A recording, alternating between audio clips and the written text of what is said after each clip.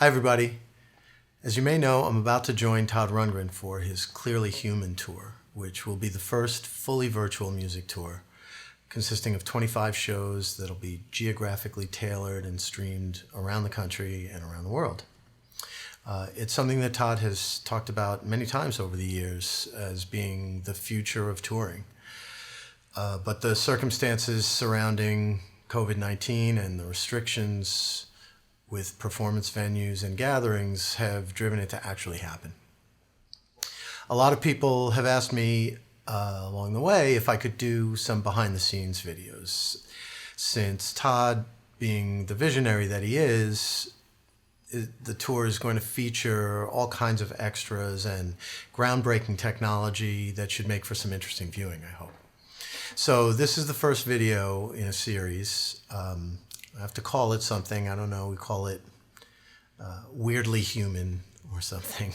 If you have any suggestions for what we should call it, make a note in the comments. Leave me a note, and we'll see what we can do. But since we're a little ways away yet from the start of rehearsals, I thought I'd give you like a little sneak peek. And the sneak peek will be at the gear that I've decided to bring along with me for the tour. So let's start with the guitars.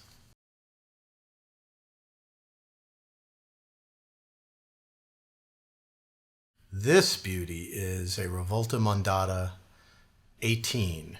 I'm not sure whether that's how you say the number part. It's actually the Roman numerals XVIII. I think that the X means tremolo, the V means that there's binding, and the 3 is the number of pickups. It's got 3 mini humbuckers with a really interesting switching system, Bigsby vibrato, and a super retro futuristic green vibe. Next over is what looks like a normal Fender Strat, but it's the Ed O'Brien from Radiohead signature model. It's got a Seymour Duncan JB humbucker in the bridge position, a Texas Special in the middle position, and a Fernandez sustainer in the neck position. And there are a couple of mini toggle switches on the side there that control all that neat stuff.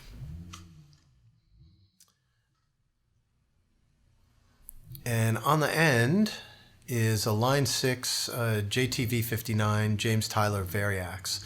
And I'll be using that for the songs that need an acoustic sound. And it'll also serve as a backup for the other guitars. If we look down on the floor, I'll be running everything through the Line 6 Helix with no amp on stage, since everything's going to be going into our in-ear monitors. The Helix is going to provide all of the amp and cabinet modeling, as well as my various drives and other effects. But hooked into the Helix, I have a more traditional pedal board, and on the top row there, I have the Eventide Rose, which is a really nifty, great sounding Bucket Brigade style delay and modulation pedal. And then to the right of it, the Eventide Space, and that's there for the reverbs. Down below, there's a Morley switcher, and that's for switching guitars. A Boss tuner, and next to that a Digitech Freakout, which is a feedback and harmonic generator, and that'll help with the fact that since I'm not using an amp, there's no back and forth reaction between the amp and the pickups, and it'll add some of that back in. Then is the Boss SY1 synth pedal, which I have there mostly for some other Todd stuff that I was preparing for, but I like to have it, and you never know when we might need it in rehearsals. We'll find out.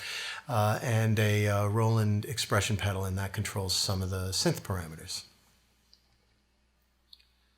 So I know that may not have been particularly exciting for those of you looking for juicy Todd tidbits, Todd bits. But I promise once we get to the performance space and we start setting everything up, then we should have some really interesting behind-the-scenes content.